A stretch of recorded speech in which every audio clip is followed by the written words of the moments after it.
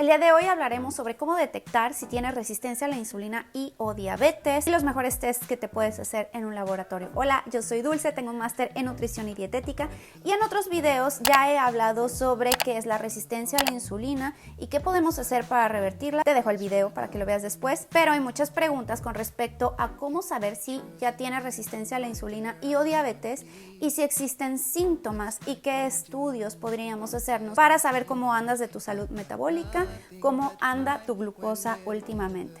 Bueno, lo primero es que ya haya sido diagnosticado por tu médico y la otra es que no haya sido diagnosticado por tu médico, pero que tú sospeches que no andas al 100, quieres saber más a fondo.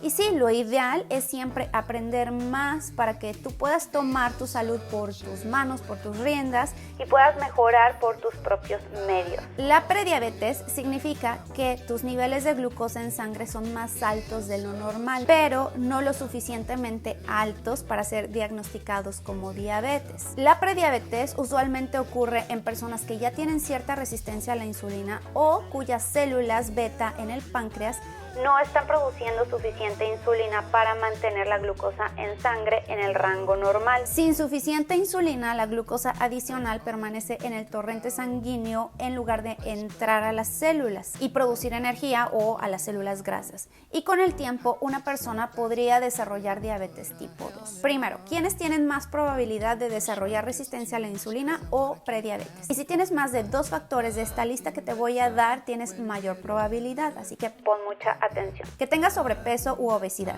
que seas mayor de 45 años, un padre, mamá, hermano o hermana con diabetes, pertenecer a un grupo étnico, por ejemplo, afroamericano, latino, americano de las islas del Pacífico también. Esto es por estadísticas.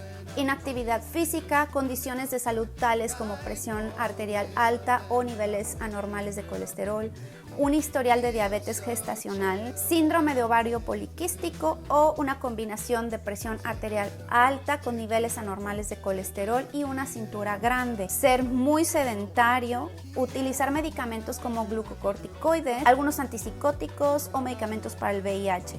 Problemas de sueño, especialmente apnea del sueño. ¿Y qué síntomas podemos detectar en la resistencia a la insulina o prediabetes? Primero, ciertas condiciones de la piel, que tengo un video dedicado a ese, pero una de las más comunes es la acantosis nigricans, cuando hay presencia de oscurecimiento en coyunturas en el cuerpo como los codos, el cuello, las rodillas, mucho cansancio durante el día, ganas de dormir despuesito de haber comido o incluso quedarte dormido después de comer. En México se le conoce como mal del puerco.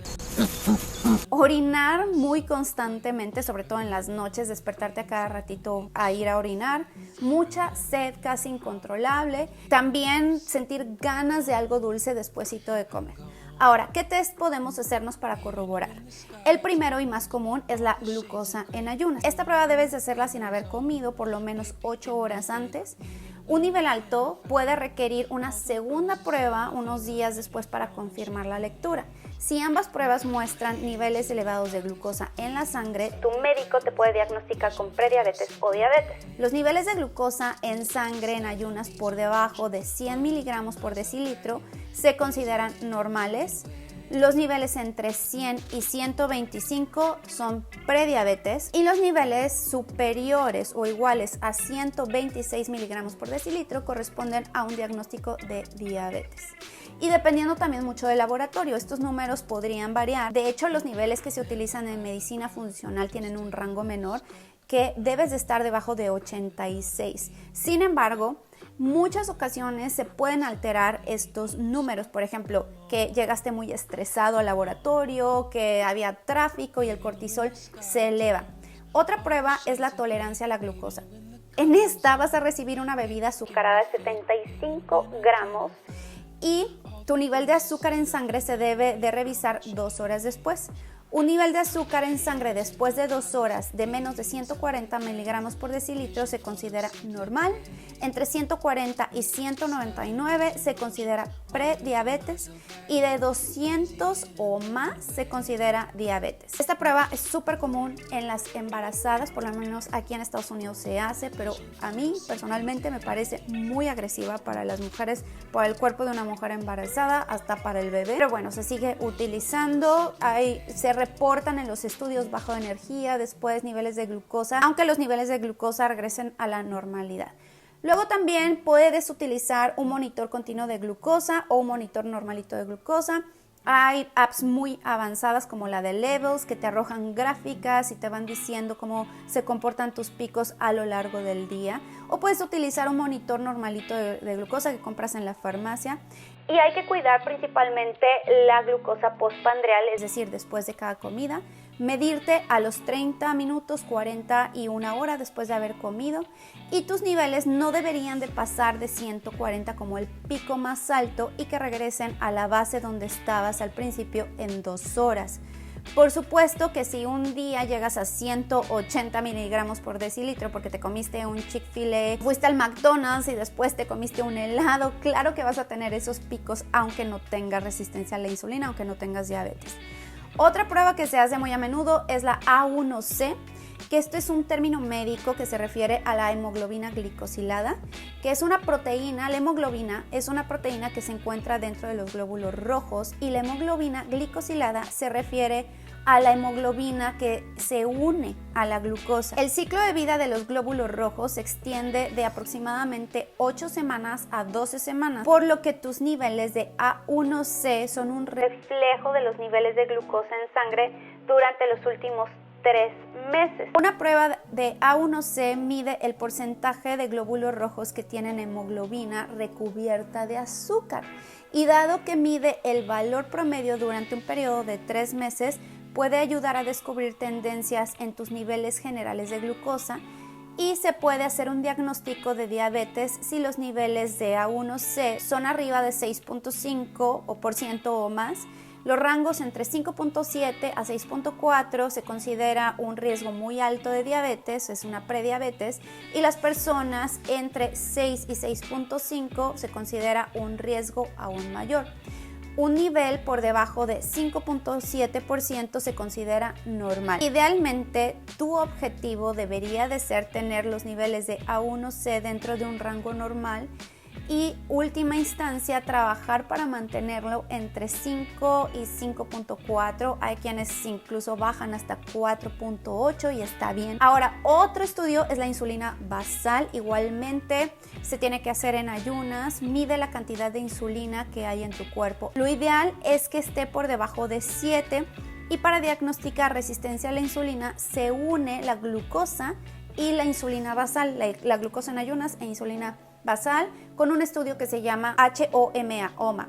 Consiste en multiplicar la insulina por la glucosa en sangre y dividirla entre 22.5, indicando resistencia a la insulina, un valor por arriba de 2.5. Algo que tenemos que tomar en cuenta es que muchas veces, si alguno de estos exámenes en el laboratorio salen en rangos límites, es decir, que no estén en donde ya hay diabetes, donde ya se dice que hay diabetes, en ese caso no hay más que, pero si está apenitas ahí rozando, lo ideal es combinarlo con otros estudios para llegar a una conclusión. Y hay otra prueba también que se llama Quantose RI, es la primera prueba en plasma sanguíneo validada para medir la resistencia a la insulina. Lo que mide es alfa hidroxiburato, indica la disfunción de las células betas en el páncreas, cómo está trabajando, y otros biomarcadores como el ácido oleico, que está positivamente correlacionado con un incremento en la lipólisis y con la resistencia a la insulina. Es uno de los estudios más completos que existen en la actualidad y que ya te puedes hacer en casi cualquier laboratorio. Entonces, no descartes ninguno de estos estudios, pero tampoco descartes la parte de la alimentación,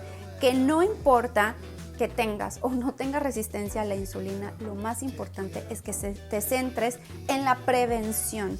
Es mejor prevenir antes que lamentar, y si ya estás sospechando de que tienes algo de resistencia a la insulina o incluso diabetes, que vayas con tu médico o que te hagas alguno de estos estudios para que corrobores, pero desde ahora empieces a centrarte en bajar esos niveles de glucosa, en mantenerlos balanceados, equilibrados, pero en unos niveles adecuados. Déjame saber aquí abajo en los comentarios de qué otro tema te gustaría que habláramos en este canal. Tengo un video de cómo revertir la resistencia a la insulina, cómo bajar la glucosa en sangre también de manera natural. Te dejo el video aquí para que vayas a verlo y nos vemos en el próximo video. No olvides suscribirte y seguirme a través de las redes sociales como Dulce Dagda y nos vemos en el próximo video. Bye.